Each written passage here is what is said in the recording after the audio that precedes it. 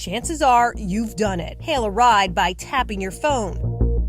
But with all the convenience Uber has to offer people on the go, latest developments. More breaking news to tell you about. An Uber driver. We've also seen the stories when an Uber driver appears to go rogue. Kidnapping and false imprisonment. Shooting and killing, raping and threatening to kill one of his passengers. Taking unsuspecting passengers down a dangerous, dark road. Incomprehensible, really, that something like this could even occur. These Floridians claim it happened to them. I've never felt so violated in my life. Now they're suing, blaming Uber for failing to properly screen its drivers, allowing criminals behind the wheel. I feel like I lost a piece of myself. This young woman, who asked us to only identify her as Grace, says she was raped by an Uber driver with a criminal past. I would never want anybody else to go through what I went through.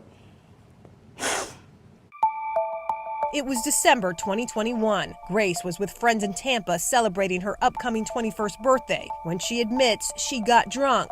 Very drunk. It's hard for me to talk about because I don't remember. According to her lawsuit, after getting separated from her friends, a Good Samaritan noticed Grace's condition and called for an Uber. But instead of dropping her off at home, the lawsuit states, the Uber driver sexually assaulted her.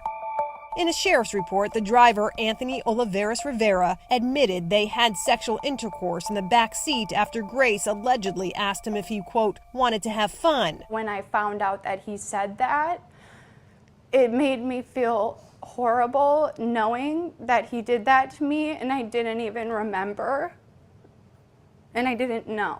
And while her accuser remains in jail after pleading not guilty to sexual battery charges in this case, the lawsuit cites records that raise serious questions over how and why Uber would ever allow Rivera to be a driver, trusted alone with passengers. According to the lawsuit, his history includes serious run-ins with the law that date back more than 20 years, with a felony conviction for drug possession and a first-degree robbery in 2002. That's not all. Records show the man Uber approved to be a driver has a long list of driving violations, running a stop sign, speeding, careless driving.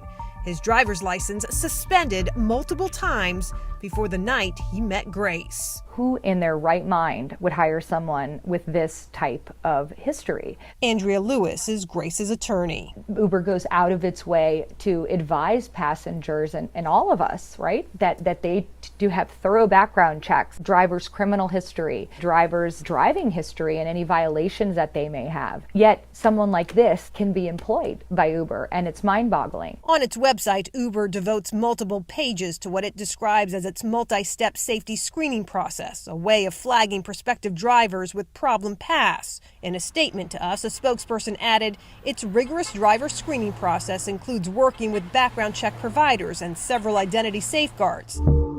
But failures in those background checks have already resulted in several Uber settlements around the country and more lawsuits, including what Damien Josephsberg hopes will become the latest class action lawsuit against Uber for what he describes as its failure to properly screen drivers. Josephsberg blames the ride-sharing giant and its outsourced screener after he says someone stole his identity to pass the company's background check.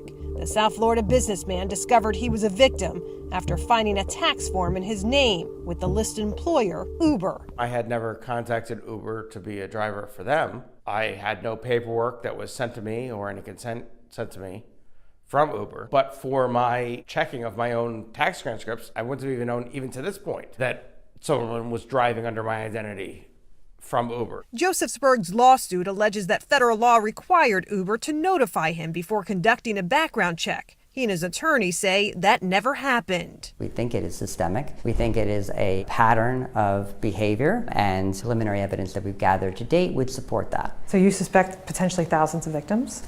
I do, if not tens of thousands of victims. Uber isn't talking about either of these newly filed lawsuits, but on its website, the company has forms passengers can fill out if they believe they've been a victim of identity theft or another crime. In its statement, a spokesperson added, "While we can't comment on pending litigation, our work on safety never stops."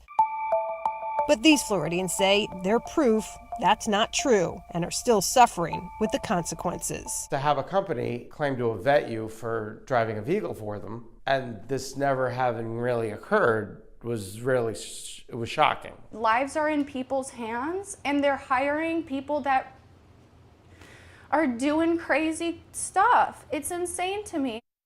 Uber maintains safety incidents represent just a fraction of total rides. A spokesperson also tells me during 2019 and 2020, about 500,000 prospective new drivers did not make it through its screening process. I'm Katie LaGrone for the Florida 24 Network.